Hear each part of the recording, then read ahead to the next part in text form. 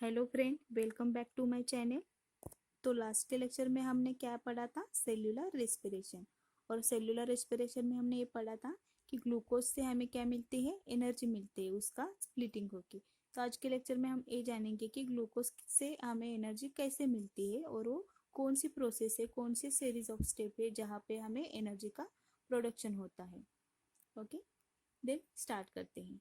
जो cellular respiration जो होता है उसमें दो टाइप के रेस्पिरेशन आते हैं। First is aerobic respiration and second is anaerobic respiration. जो एरोबिक रेस्पिरेशन होता है वो इन प्रेजेंस ऑफ ऑक्सीजन में होता है, इसलिए हम इसे एरोबिक रेस्पिरेशन कहते हैं। और जो अनएरोबिक रेस्पिरेशन होता है वो in the absence of oxygen होता है, इसलिए हम इसे अनएरोबिक रेस्पिरेशन कहते हैं। तो जो एरोबिक रेस्पिरेशन होता है वो क्या होता है? बहुत टाइप, दोनों ही रेस्पिरेशन सेल के अंदर होते हैं। और सेल के अंदर क्या होता है? साइटोप्लाज्म प्रेजेंट होता है। जो फर्स्ट स्टेप जो हमारी होती है, जहाँ पे हमारे एनर्जी का प्रोडक्शन स्टार्ट होता है, जहाँ पे हमें एटीपी मिलने शुरू हो जाते हैं, वो है ग्लाइकोलिसिस। और ये ग्लाइकोलिसिस कहाँ पे होती है? सेल के साइटोप्लाज्म में। तो ग्लाइकोलिसिस में क्या होता है? ग्लूकोज जो सेल में प्रेजेंट होता है, सेल में जो आता है ब्लड से, उसका क्या होता है? स्प्लिटिंग होता है। स्प्लिटिंग हुए क्या हमें pyruvate to ATP and NADH मिलते हैं। यहाँ पे हमारे एनर्जी प्रोड्यूस हो गई है। देन पायरुवेट और एनएडीएच का क्या होता है? एनएडीएच से भी हमें एटीपी मिलते हैं। But in aerobic respiration, in presence of oxygen, the pyruvate enters into matrix of mitochondria and undergo further oxidation in Krebs cycle. अगर यहाँ पे ऑक्सीजन प्रेजेंट ना हो तो ये पायरुवेट मैट्रिक्स में एंटर नहीं कर सकता। बट एरोबिक रेस्पिरेशन में क्या होता है? ऑक्सीजन प्रेजेंट होता है, इसलिए ये जो पायरुवेट यहाँ पे हमें मिलता है वो माइटोकॉन्ड्रिया के मैट्रिक्स में ऑक्सीडेशन के लिए एंटर हो जाता है। जो माइटोकॉन्ड्रिया के मैट्रिक्स में क्या होता है? तो वहाँ पे सिट्रिक एसिड साइकिल होते हैं, उसे हम क्रेब्स साइकिल भी कहते हैं। क्रेब्स साइकिल के प्रोडक्ट क्या होते हैं? जब पायरुवेट आता है क्रेब्स साइकिल में, तो पायरुवेट का फर्दर रिडक्शन होता है और हमें एटीपी, एनएडीएच एंड एफएडीएच2 मिलते हैं, साथ में इलेक्ट्रॉन भी मिलते हैं। ओके, जो क्रेब्स साइकिल में हमें इलेक्ट्रॉन मिलते हैं वो माइटोकॉन्ड्रिया के इनर मेम्ब्रेन में मूव होते हैं और वो कहा जाते हैं? इलेक्ट्रॉन ट्रांसफर चेन में जाते हैं। इलेक्ट्रॉन ट्रांसफर चेन वहाँ कहाँ होते हैं? तो माइटोकॉन्ड्रिया के इनर मेम्ब्रेन में होते हैं। वहाँ पे सीरीज ऑफ प्रोटीन कॉम्प्लेक्स होते हैं जो इलेक्ट्रॉन को कैरी करते हैं। वो क्या करते हैं? इलेक्ट्रॉन को कैरी करते हैं। जब वो इलेक्ट्रॉन को कैरी करते हैं तब NADH, FADH2 वो क्या करते हैं? उनकी खुद की एनर्जी इलेक्ट्रॉन ट्रांसपोर्ट चेन को देते हैं for the transport of proton into intermembrane space. जो NADH, FADH2 होते हैं वो क्या करते हैं? अपनी खुद की एनर्जी देते हैं इलेक्ट्रॉन ट्रांसपोर्ट चेन को for the transport of proton into the intermembrane space. जब ऑल प्रोटॉन इंटरमेम्ब्रेन स्पेस में जाते हैं तब क्या होता है? वहाँ कॉन्सेंट्रेशन प्रोटॉन का बढ़ जाता है, वो हाई कॉन्सेंट्रेशन हो जाता है। वहाँ पर एक प्रोटीन कॉम्प्लेक्स होता है, वो होता है एटीपी सिंथेज। वो क्या करता है? जो इंटरमेम्ब्रेन स्पेस में बढ़े हुए H+ आयन कॉन्सेंट्रेशन होता है उसको क्या करता है? मेंटेन करने के लिए वो फिर से H+ को, हमारे प्रोटॉन को मैट्रिक्स में भेजता है बैक।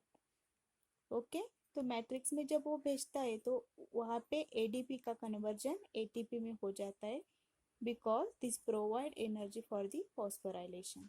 ओके, तो ये था हमारा इन शॉर्ट में एरोबिक रेस्पिरेशन। वहाँ हमने देखा है कहाँ कहाँ हमें एनर्जी मिलती है।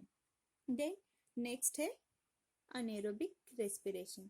जो अनेरोबिक रेस्पिरेशन होता है वो जहाँ ऑक्सीजन नहीं प्रेजेंट होता वहाँ पे होता है।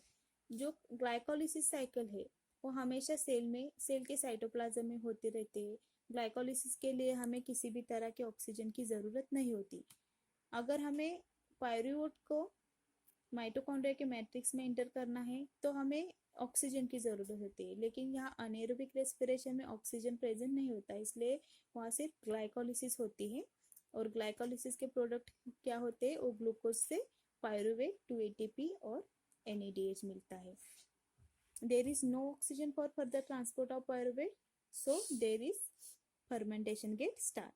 यहाँ क्या होता है? फर्मेंटेशन का रिएक्शन शुरू होता है। और फर्मेंटेशन में क्या होता है, यहाँ पे दो टाइप के फर्मेंटेशन होते हैं, lactic acid fermentation and alcoholic fermentation. जो अल्कोहलिक फर्मेंटेशन होता है वह क्या होता है, जो ग्लाइकोलिसिस में हमें पायरुवेट मिला था उसका क्या होता है, इथेनॉल और CO2 में कन्वर्जन हो जाता है। लेकिन जो लैक्टिक एसिड फर्मेंटेशन होता है वह क्या होता है, जो ग्लाइकोलिसिस में हमें NADH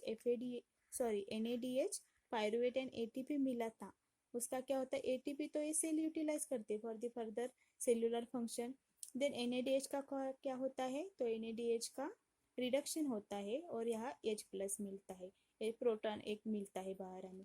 देन फिर से NADH क्या करता है, ग्लाइकोलिसिस में भाग लेता है, फिर से वो NADH का क्या होता है, NAD+ होता है। वैसे क्या होता है, यहाँ पे ATP जनरेशन के लिए हमें H+ मिलते हैं।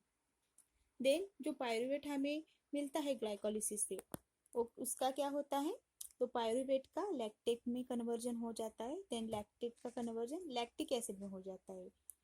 जब लैक्टिक एसिड का कन्वर्जन हो लैक्टेट का कन्वर्जन लैक्टिक एसिड में होता है तब क्या होता है, ये जो लैक्टिक एसिड होता है ये हमारे मसल में एक्यूमुलेट होना स्टार्ट होता है।